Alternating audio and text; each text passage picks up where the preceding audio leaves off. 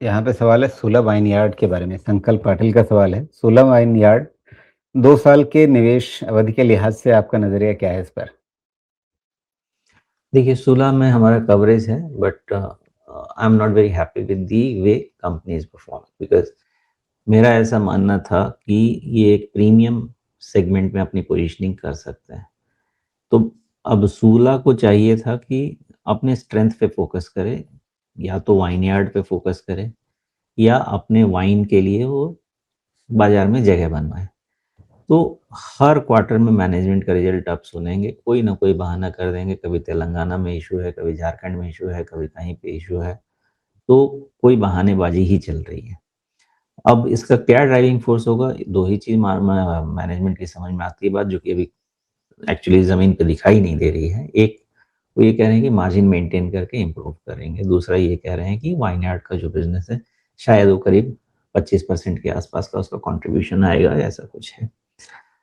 अगर सुधर जाएं और अपने स्ट्रेंथ पे फोकस करें, तो महाराष्ट्र गवर्नमेंट का वाइन यार्ड, जो वाइन यार्ड है, उस पर बहुत बड़ा फोकस है, बिकॉज बहुत सारे वाइन यार्ड्स हैं आपके महाराष्ट्र में, नासिक के पास आप देखेंगे तो इनके पास हैं ट्रिगर्स, लेकिन मुझे मैनेजमेंट की जो एक्टिविटी है वो बहुत समझ में नहीं आ रही, बिकॉज बहानेबाजी अगर मैनेजमेंट हर बार करने लगता है तो भरोसा चला जाता है। तो इनके पास क्या है ग्रोथ का फैक्टर, अभी समझ में नहीं आ रहा है।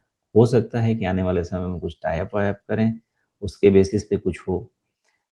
कोई वैसा ट्रिगर फिलहाल बहुत ज़्यादा दिख नहीं रहा है, लेकिन एट दिस जंक्चर वैल्यूएशन बहुत सप्रेस्ड है, तो इसलिए बहुत ज़्यादा मैं नेगेटिव भी इसको नहीं देखता हूँ।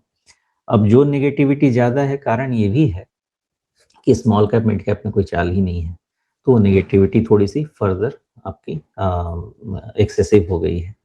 अदरवाइज सूला में वैसा कुछ अभी एक्साइटिंग कहीं रिजल्ट से या उनके विजन से जो एक्चुअली पेपर पे उतरते हुए दिखे, वो दिखाई नहीं दे रहा। जी, तो अगर 2 साल के नज़रिए से हम देख रहे हैं इस शेयर को, तो मतलब आज की तारीख में अगर पहले से निवेशित नहीं हैं, तो आज की तारीख में कोई नया निवेश करने का लॉजिक बनता है या जो फंडामेंटल आप कह रहे हैं कि भई एक बार मैनेजमेंट का नज़रिया साफ़ हो, उनकी कार्यप्रणाली जो है उसको लेकर के भरोसा वापस बने, तब जाकर के समझ में आएगा कि हाँ, पैसा लगाएँ या छोड़ दें?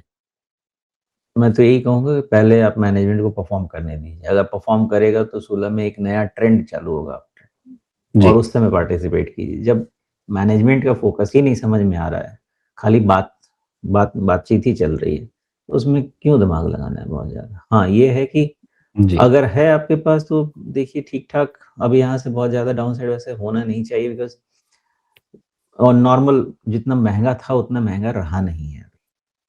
तो उस हिसाब जी, से थोड़ा बहुत इसको देखा जा सकता है, बट कोई बिज़नेस बिल्कुल। ऐसा एक्साइटिंग नहीं दिख रहा।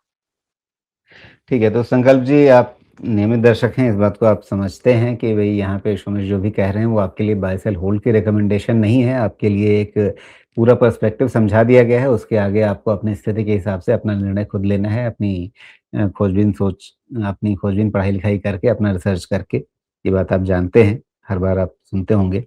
तो अगर आपके पास पहले से निवेश है, तो आपके सामने स्थिति है कि बहुत ज़्यादा गिरने वाला डर तो नहीं लग रहा है, लेकिन अगर पहले से निवेशित नहीं हैं, सोच रहे हैं कि पैसा लगाएँ, तो फिर शायद हमें क्लैरिटी का इंतज़ार करना चाहिए।